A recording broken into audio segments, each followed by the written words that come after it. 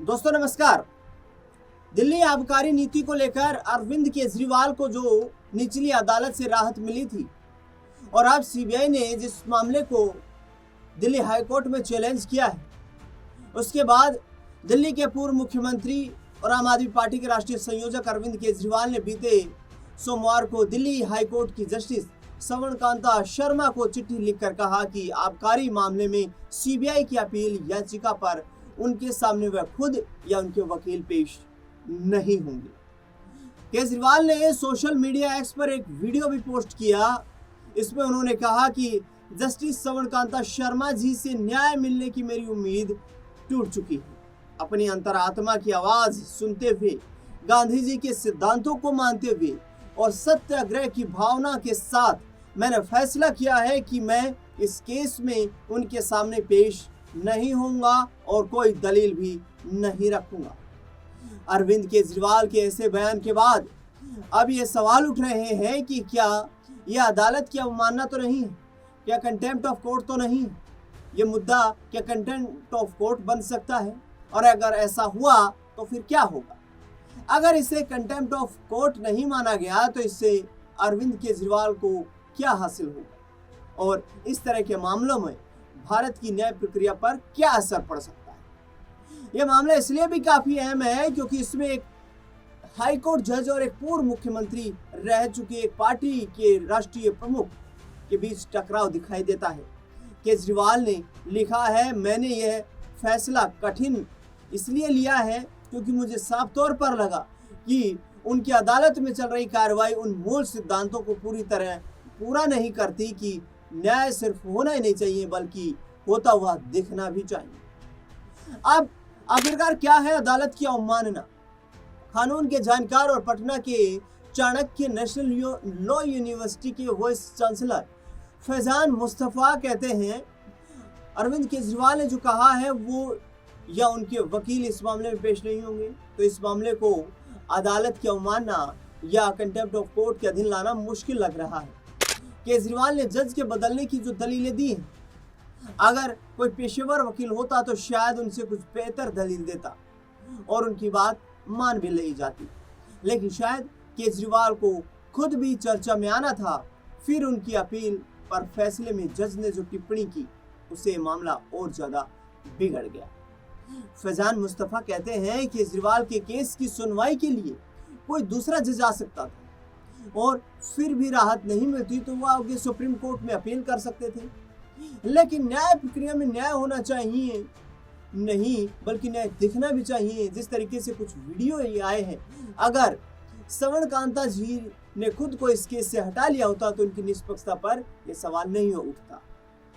अब प्रशांत भूषण जो है उन्होंने केजरीवाल का समर्थन कर दिया है। जाने माने वकील प्रशांत भूषण कभी आम आदमी पार्टी के सदस्य और केजरीवाल के काफी करीबी हुआ करते थे। हालांकि बाद में दोनों के रिश्तों में इतनी तल्खी आ गई कि प्रशांत भूषण को पार्टी से बाहर होना पड़ा। फिर भी इस मामले में प्रशांत भूषण ने अरविंद केजरीवाल का समर्थन किया। उन्होंने सोशल मीडिया एक्स पर अरविंद केजरीवाल की चिट्ठी को शेयर करते हुए लिखा, केजरीवाल का जस्टिस सवर्ण शर्मा के सामने अपनी रिहाई को चुनौती देने वाली सीबीआई की अपील में शामिल न होने का फैसला एक सही और उचित फैसला है। प्रशांत भूषण ने आगे लिखा, निस्संदेह इस मामले के तथ्य को देखते हुए उन्हें पक्षपात का एक वाजिब संदेह है। मैं तो यही कहूंगा कि उनका यह संदेह पूरी तरह जायज है। वरिष्ठ वकील अमन लेखी ने कहा कि एक जज के पास कई विकल्प होते हैं और यह तय करने का अधिकार होता है कि इसे अवमानना माना जाए या फिर नहीं। वो कहते हैं भले ही यह पत्र लिखना अनुचित ही क्यों न हो, क्योंकि कानूनी शिकायतों को उठाने का यह सही तरीका नहीं है, लेकिन अगर समझदारी से काम लिया जाए, जैसा मुझे यकीन भी है, तो वह इस पत्र को नजरअंदाज करने का फैसला कर सकती है। कानून के जानकार और कई जाने माने वकीलों का मानना है कि अरविंद केजरीवाल के पास और भी विकल्प मौजूद थे, उन्हें चिट्ठी लिखने से बचना चाहिए। वरिष्ठ वकील सिद्धार्थ लूथरा ने इस मुद्दे पर पत्रकारों से बातचीत करते हुए कहा, जब आप किसी कोर्ट के सामने पेश होते हैं और कोई बात उठाते हैं तो आप जीत भी सकते हैं या आपकी हार भी हो सकती है। इसका उपाय यह है कि उस आदेश को चुनौती दी जाए। चिट्ठी लिखना सही तरीका नहीं। सुप्रीम कोर्ट के वरिष्ठ वकील वैभव गग्गर ने यहाँ पर कहा कि अगर ये एक नजीर बन जाए जहाँ जज या किसी आदेश से असंतुष्ट व्यक्ति को जज की आलोचना करते हुए निजी पत्र लिखने की इजाजत मिल जाए, तो फिर वह उन्हीं पुराने आरोपों को दोहराता रहे जिन पर न्यायिक रूप से पहले ही फैसला हो चुका है। तो आप संस्थान की पवित्रता की नींव पर ही चोट कर रहे हैं। अब केजरीवाल के पास मौका था कि वे अपील कर सकते थे, लेकिन उन्होंने चिट्ठी लिखने का विकल्प चुना है। उनके पास इसका अधिकार है, लेकिन एक वकील होने के नाते मैं नहीं समझ पा रहा कि इसके पीछे क्या तर्क है। अब आगे इस मामले में क्या हो सकता है। फैजान मुस्तफा कहते हैं कि अब ये केस श्रवणकांता शर्मा ही सुनेंगी और ये भी हो सकता है कि इस मामले में एक्स पार्टी डिसीजन हो जाए। इसका मानना है कि अगर अरविंद केजरीवाल या उनके वकील इस मामले में अपना पक्ष रखने के लिए कोर्ट में पेश नहीं होते तो कोर्ट का फैसला उनके खिलाफ जा सकता है। इस स्थिति में भी अरविंद केजरीवाल को आगे सुप्रीम कोर्ट में अपील करनी ही होगी। सिद्धार्थ लुथरा कहते हैं कि कोर्ट या तो जमानती वारंट के लिए उनकी पेशी को अनिवार्य कर सकता है, या अगर वह पेश न होने का फैसला करते हैं तो कोर्ट एक एमिक्स या लीगल एड पैनल के किसी वकील को नियुक्त कर सकता है जो आकर अरविंद केजरीवाल का प्रतिनिधित्व करे। अब अमल नेकी मानते हैं, मुझे केजरीवाल का ये कदम हर लिहाज से, चाहे राजनीतिक हो या कानूनी समझ से परे लगता है। मेरी राय यह है कि न केवल यह अशोभनीय और अनुचित है, बल्कि इसकी संभावना भी न के बराबर है कि इस कदम से किसी भी तरीके से उन्हें कोई अनुकूल नतीजा निकलेगा। पूरा मामला अब बताता हूं आखिरकार है क्या।